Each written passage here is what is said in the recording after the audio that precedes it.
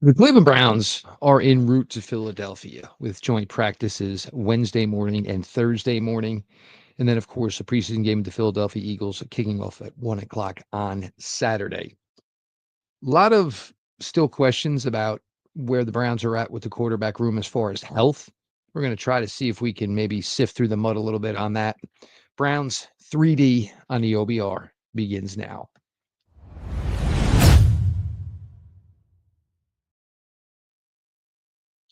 Welcome back, my friends, to the show that never ends, your daily delivery of all things Dog Pound Browns 3D and the OBR streaming network. I am your host, Jeff Lloyd, and we appreciate each and every one of you for all the support here at the OBR. Head on over to theobr.com. Read all the latest news from our fantastic group of writers. While you're there, look into the VIP access. You will get the insider forums. You will also get Ask the Insiders. And with your small payment for your VIP package, you will also get a subscription to Paramount Plus with, if you heard about the latest UFC news, is an absolute steal of a bargain to get your hands on right now. Thank you to everybody for the continued support over here at the OBR streaming network, beginning every night at 6 p.m. with Browns 3D, hosted by myself. You will get the react this evening. It'll be a little bit later. I think it's going to be an 8 o'clock start here as Pete Smith shifts into season mode with high school football. So make sure, you stick around. Always a great show with Brad and Pete. The Cleveland Browns are headed to Philadelphia to begin joint practices and the scrimmage on Saturday. Sorry, exhibition game on Saturday. A lot of questions right now as to just exactly how the Browns are going to handle the quarterback position this week in Philadelphia. What we know and where we are, right? So yesterday would be the latest we've had as far as, where these guys are at. Browns did not do anything today. What we have is that we know Joe Flacco and Shedeur Sanders, obviously, still going well. Dillon Gabriel did return to practice, and I guess what would be labeled full capacity as he participated in 11-11s. Kenny Pickett only took part in 7-on-7s yesterday. So it's hard to say that you would think he'd be able to return to 11-on-11 versus his own team, where coaches can basically control that, nobody is going to mess with their quarterback. It's a little bit more difficult to control that, obviously, in joint practices like there will be tomorrow in Philadelphia. And maybe there was something to Joe Thomas's words that came out while Joe was doing the game on television Friday night. And Joe, whether he wasn't supposed to, but either way, it slipped. And according to Joe Thomas, he made it sound like there was still a little way to go for Kenny Pickett. Again, I don't know if Kenny wasn't able to participate in 11-on-11 Monday against his own teammates. I'm not sure that we can expect Kenny Pickett to participate in 11-on-11s against an opposing team, which then certainly puts in doubt the ability of whether or not he will be able to go Saturday against Philly. Coach Stefanski spoke on Monday, and again, he put emphasis on the joint practices. And I guess he put it specifically, the emphasis on as far as the first string players. Not that I think Joe Flacco is going to partake of a preseason game anytime soon, but I think that was kind of your, unofficial official that Joe Flacco and most of the starters will not play in the preseason game once again. And this has just kind of been the way coach has done things. And it's one of those things that people question. But in 2023, when they held starters out, nobody questioned it. 2020, of course, which was the other playoff year, there was no preseason game, so there was no way to gauge any of that, of course. But this is one of those things that people will question, that you don't play them when things aren't going well. It's another thing where people will not give a crap about it. Or they will give a major crap about it, I should say, if your team is not doing well. Now, so that leaves most likely the possibility of Shedeur Sanders available, of course, Dillon Gabriel available. And then Snoop Huntley.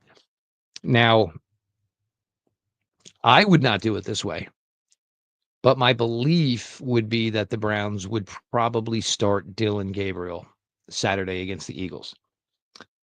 And although neither one of these guys are in contention to be the starting quarterback, I think as highly as the Browns brass and Coach Stefanski have spoken about Dillon Gabriel, I think they would like to give him a fair opportunity in whatever this competition is with Shedeur Sanders, which in my opinion is the battle for the quarterback number 2 job.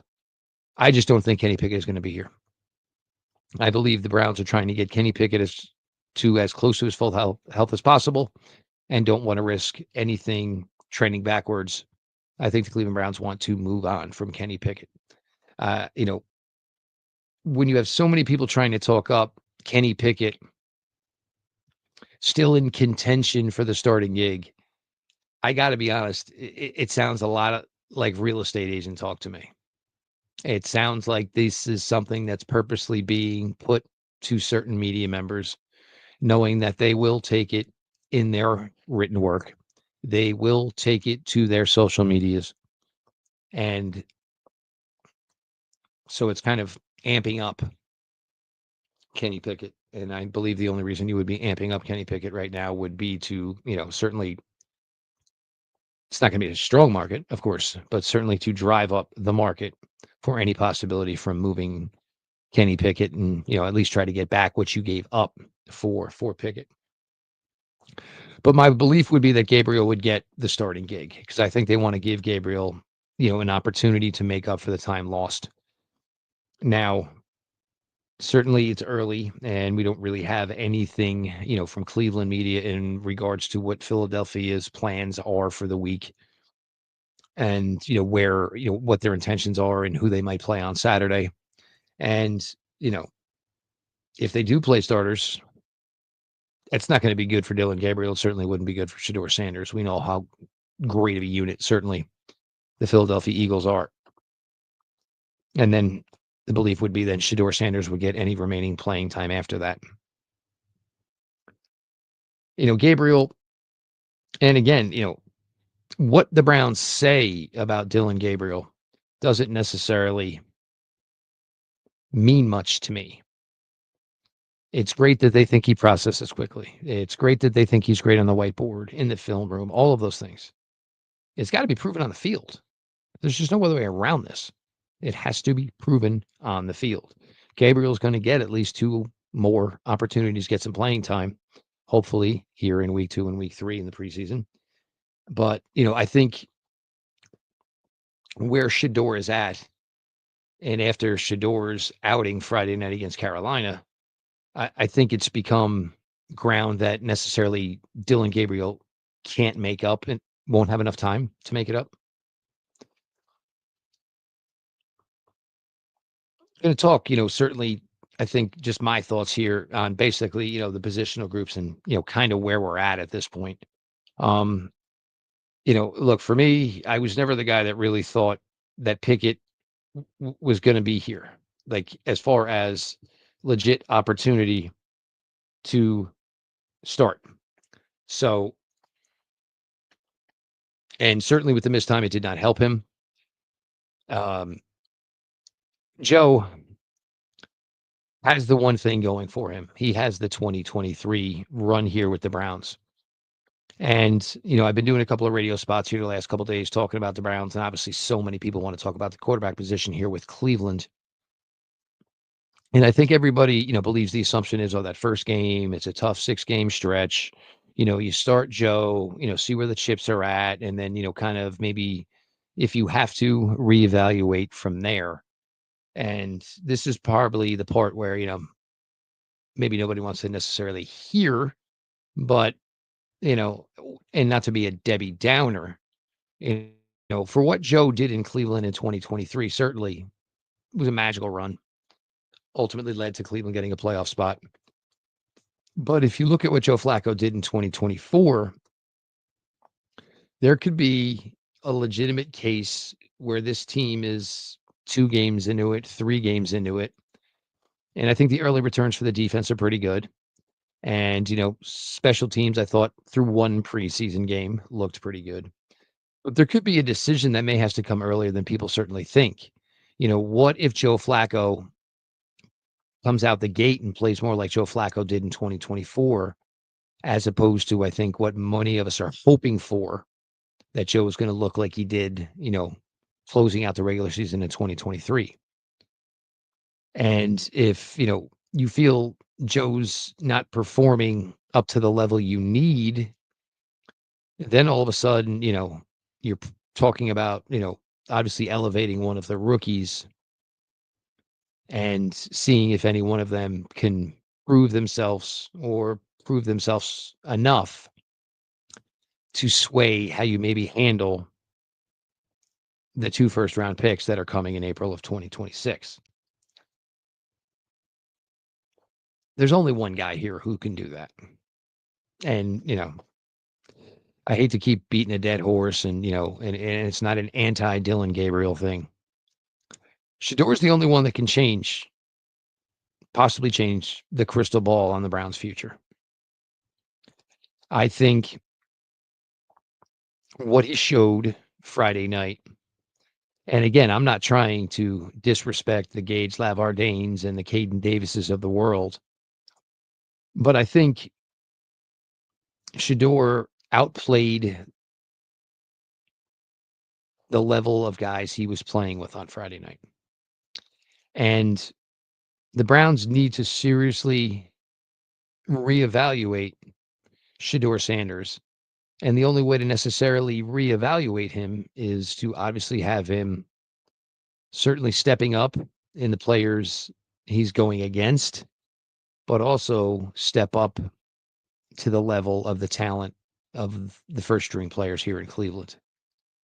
He needs to start getting work with Jerry Jeudy. He needs to start getting work with Cedric Tillman, Jamari Thrash, Deontay Johnson, David Njoku. He needs to get behind what is the first string offensive line, because there were times at Friday night in Carolina that, I certainly saw some of the things that concerned me with Shedeur Sanders coming out of Colorado. And, one of them is, look, the ability and the want to extend plays to try to make something happen. That's nothing you ever want to discourage out of a player. But you also have to have the understanding, that the player is capable of basically going YOLO in the backfield, trying to avoid everybody, and then, basically get to scramble drill and have, one of his guys be better than one of their guys.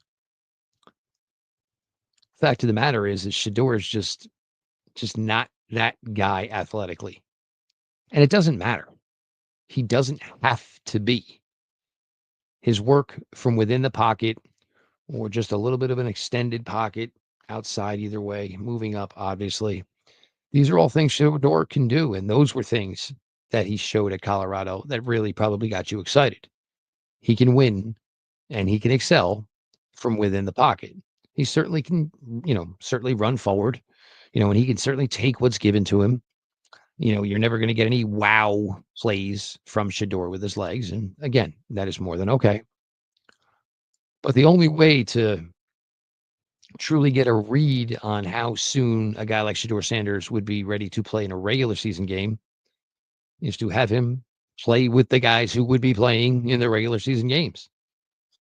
So does that mean you find first team reps for him in practice this week? Probably you have to. And I understand you're in this kind of, I don't want to say weird or strange or difficult. You're in this situation with Joe Flacco where, we all agree Joe does not need preseason work at his age.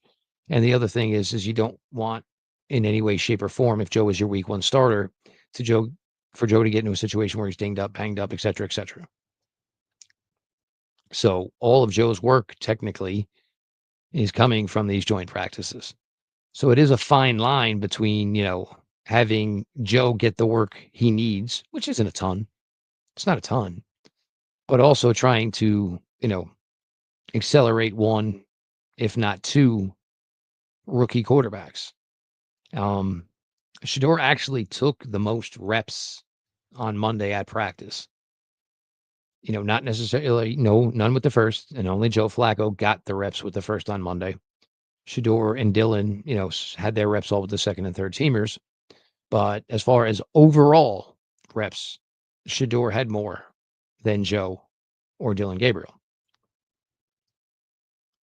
Does it mean something? It could. Should it mean something? It could. But the Browns often maybe just give us polite lip service as far as this type of stuff, because there's been instances where we were told one thing and then practice came and none of it ever came to fruition. And I don't care. I mean, I'd rather you just say, hey, we'll see how practice shakes out, as opposed to saying something and having people looking for it and seeing if it's going to happen, as opposed to, being told and maybe kind of getting the expectation that you're going to see something that never came. Again, everybody does this stuff differently, right? The running back room. I honestly thought overall, from the backs we saw, and again, it was not a big sample size for Dillon Sampson. And I think poor Dillon Sampson kind of had one of his rookie moments Monday in practice where, Myles Garrett caught him behind the line and kind of just flung him around like a Cabbage Patch doll. And there's really no reason to give heavy work, certainly, to him at this point, Sampson. Jerome Ford, I mean, if you're considering, and again, depth chart released, I don't care. I mean, those things they mean nothing, and I honestly don't know why the NFL requires teams to do it. I just don't get it. If you want to do it, but I don't see why it's a requirement. So Jerome Ford, Trent's is probably the guy who's going to get the heaviest of workloads. If he's considered first string, then that's probably a sign that Jerome Ford's not going to play in preseason games either. I expect a lot more Travion Williams. I expect a lot more of Amani Marshall. Maybe Dillon Sampson will have a little bit more of a workload here in week 2 than he did in week 3. I mean, week 1 rather. I liked Amani Marshall. I don't think it was anything very flashy, and you don't necessarily need flash and panache as a running back to be successful in Kevin Stefanski's system. I think you need to be intelligent. I think you have to have discipline and patience. And I think that's what I kind of noticed when I watched Amani Marshall run Friday night against Carolina. Discipline and patience. We'll just get to this here. The Myles Garrett driving incident. Look, in no way in the world am I going to sit here and condone somebody, driving 100 miles an hour. It's poor look. It's just, and for a team that has a lot of black eyes, the last thing you need is another black eye. At the end of the day, do I truly care? I don't. But you have to be cognizant of the safety of yourself and certainly the safety of others on that road. And certainly this has been something that Myles has dealt with in the past rather. And Myles is just too valuable to this team and certainly the league overall, to have anything happen to him. The Browns should suspend and fine Myles Garrett. They can't. The NFL Players Association would laugh at the Cleveland Browns if they tried to fine or suspend Myles Garrett due to a moving violation. There is nothing the Cleveland Browns can do about it. So for those getting all up on, the high horse over Myles Garrett and, and certainly, again, it is not a good look. It is not a poor look. I'm sorry, it is a poor look. And, Myles, maybe it's time for an SUV. Maybe that Ferrari should just stay in the garage where it belongs. We need you, big guy. We love you. We worry about you. Nobody wants to see you going, at that amount of speed. Wide receivers, everything we see at Jerry Jeudy just looks like, once the light went back on for Jerry Jeudy last year here in Cleveland, it just has not gone back off. Jerry Jeudy, reestablished himself He reconfirmed within himself that guy that he was in Alabama for all those years. Some things got a little lost down the way in Denver, but coming to Cleveland definitely was the, cure all for Jerry Judy's game. Tillman, you know, he's got it. He's going to be the biggest guy here. He is the one that probably determines how this entire room goes. If you can get Cedric Tillman to perform close to what he did for that 3-game stretch last year, where it was 7 for 95 and a touchdown, and I'm not saying it's even got to be that high, but you get him to perform somewhere on that level that he did for that 3-game stretch last year, all of a sudden this wide receiver room looks a lot better. Deontay Johnson just kind of keeps plugging away here and, continues to talk and, continues to, take his own responsibility for what happened. So just continues putting in work every day. Jamari Thrash is, certainly had a nice spring and a nice summer. Um, Certainly a guy I think the Browns have a lot of faith in. I don't know the way the rest of this room shakes out. I've said, and I'll say it again, I've really, really kind of become a little bit enamored with Gage Lavardane. It was, a couple of big receptions, certainly the jet sweep for the touchdown, certainly a 30-yard punt return.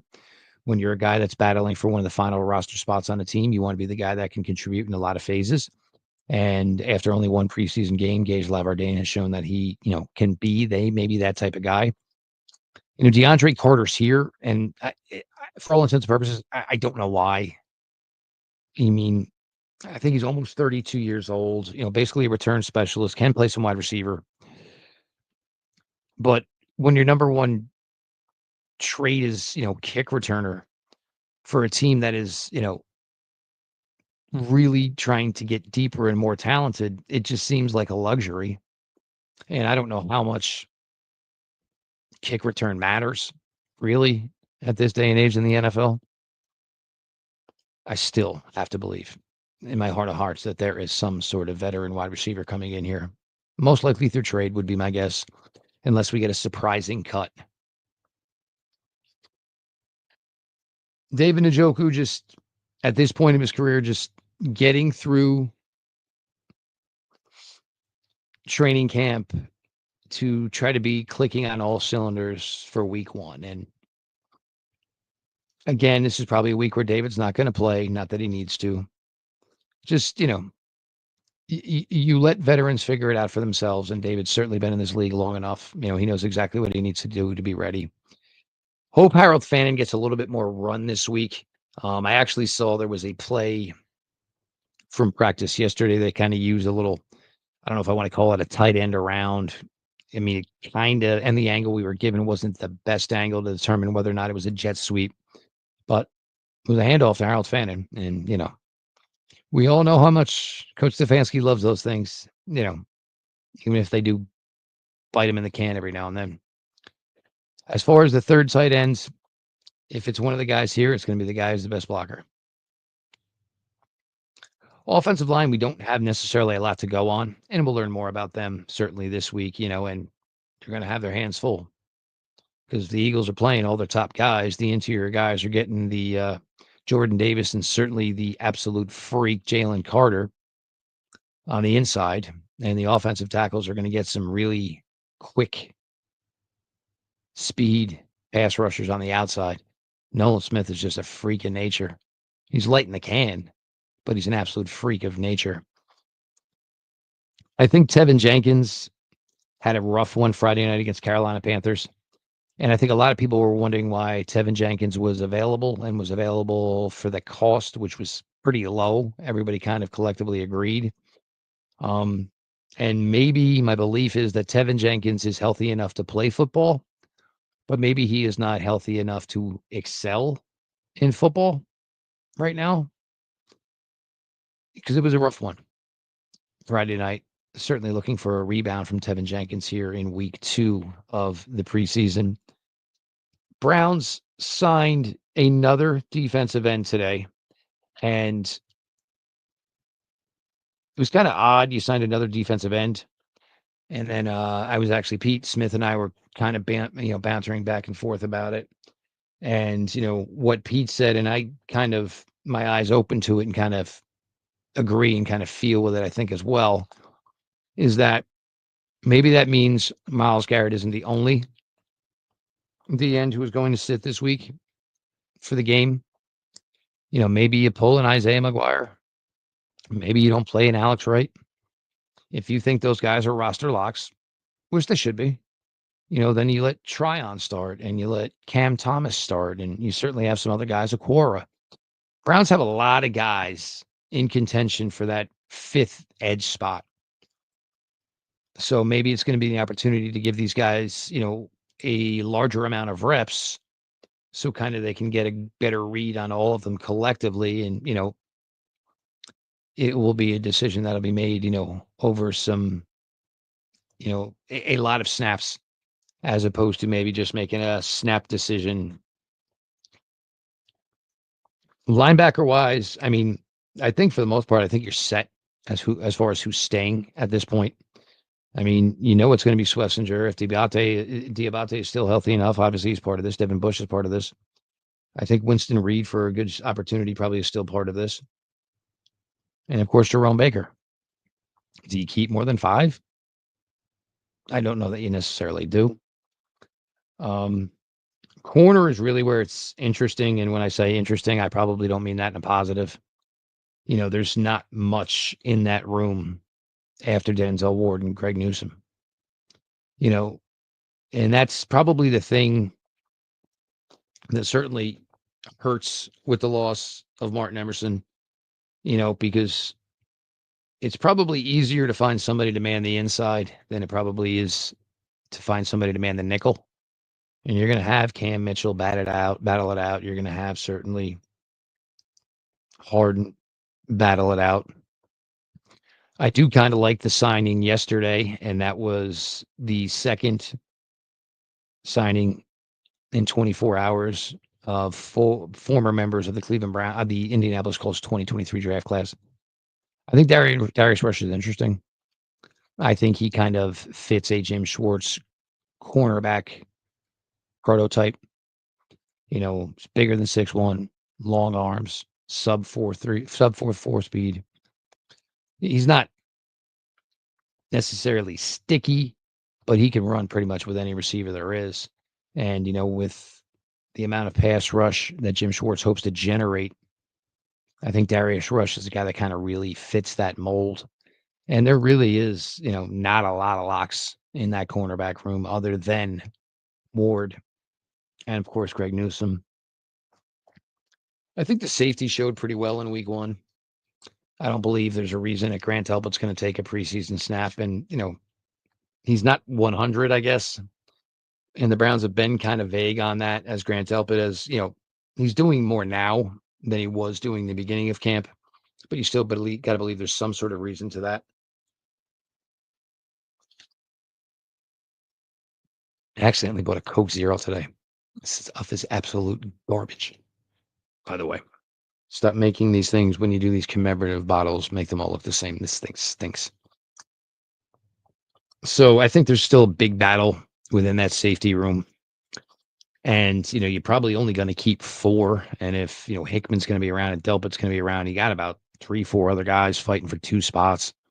And Slater, of course, and Casey are certainly proven within this league and have spent a lot of time within this league. So it's a big week, obviously all that goes back and forth, of course, between the Eagles and the Browns.